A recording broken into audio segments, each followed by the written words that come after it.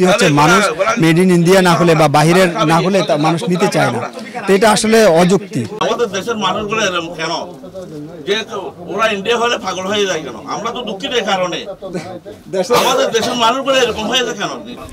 এই মুহূর্তে আমি রয়েছি চট্টগ্রামের যে সেলিম পাঞ্জাবি অর্থাৎ জাতীয় ভোক্তা অধিকার সংরক্ষণ অধিদপ্তরের কর্মকর্তারা এখানে অভিযান চালাচ্ছেন। এখন এই মুহূর্তে তারা অভিযান চালাচ্ছেন। আমি দেখি নাই,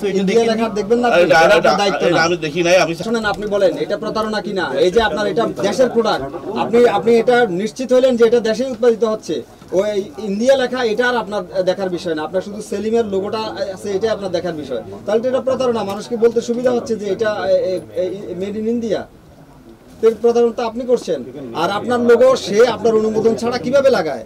ব্যবসা তো আপনি করছেন, আপনি নিয়ে আসছেন, লোগো তো আমি দিয়েছি, আপনার স্টিকার আপনার অনুমতি ছাড়া তারা কিভাবে দেয়? আপনার অনুমতি ছাড়া তারা স্টিকার কোনোভাবে দেয়।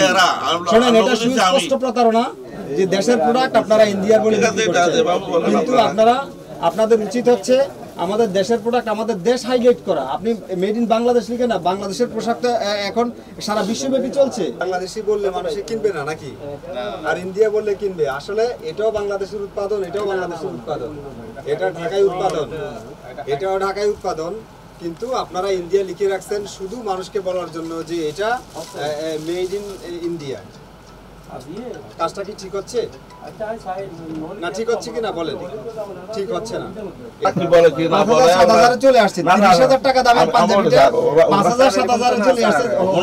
ওনারা হলো নতুন স্টাফ, ওরা কি বলে কি না বলে না, ওরা আসে কখন ঘুমায় কখন খায় ওরাও জানে না। ওদেরকে ডাকছে শুধু আমরা স্টাফদের ড্রাইভারকে নেবে যে আমাদের দেশের উৎপাদিত প্রোডাক্ট, কিন্তু তারা এটাকে মেড ইন ইন্ডিয়া বলে বিক্রি করছেন এবং তাদের অদ্ভুত যুক্তি আছে। যুক্তি হচ্ছে মানুষ মেড ইন ইন্ডিয়া না হলে বা বাহিরের না হলে তা মানুষ নিতে চায় না। তো এটা আসলে অযুক্তি। আমরা 2 লক্ষ টাকা অর্থদণ্ড করেছি এবং সতর্ক করেছি। তবে জাতীয় ভোক্তা অধিকার সংরক্ষণ অধিদপ্তরের কর্মকর্তারা চট্টগ্রামের যে সেলিম পাঞ্জাবি, সেই সেলিম পাঞ্জাবির এই শোরুমে তারা অভিযান পরিচালনা করেছেন এবং দেখেছেন বিভিন্ন অনিয়ম অসঙ্গতি রয়েছে এবং বাংলাদেশি প্রোডাক্ট তারা ইন্ডিয়ান স্টিকার লাগিয়ে তারা বিক্রি করছেন। অর্থাৎ তারা বলছেন, যারা ভোক্তা অধিকার সংরক্ষণের যারা কর্মকর্তারা রয়েছে তারা বলছেন আসলে ভোক্তাদের সাথে এক ধরনের প্রতারণা করা হয়েছে। সেই কারণে তাদেরকে 2 লক্ষ টাকা জরিমানা এবং তাদেরকে সতর্ক করা হয়েছে। তারা ভবিষ্যৎ যদি এই ধরনের গ্রাহকদের সাথে প্রতারণা করা হয় তারা আরও কঠোর আইনানুগ ব্যবস্থা গ্রহণ করা হবে। তো চট্টগ্রামের যেই ভোক্তা অধিকার সংরক্ষণ অধিদপ্তরের যে অভিযানের এই ছিল এখন পর্যন্ত আমার কাছে সর্বশেষ।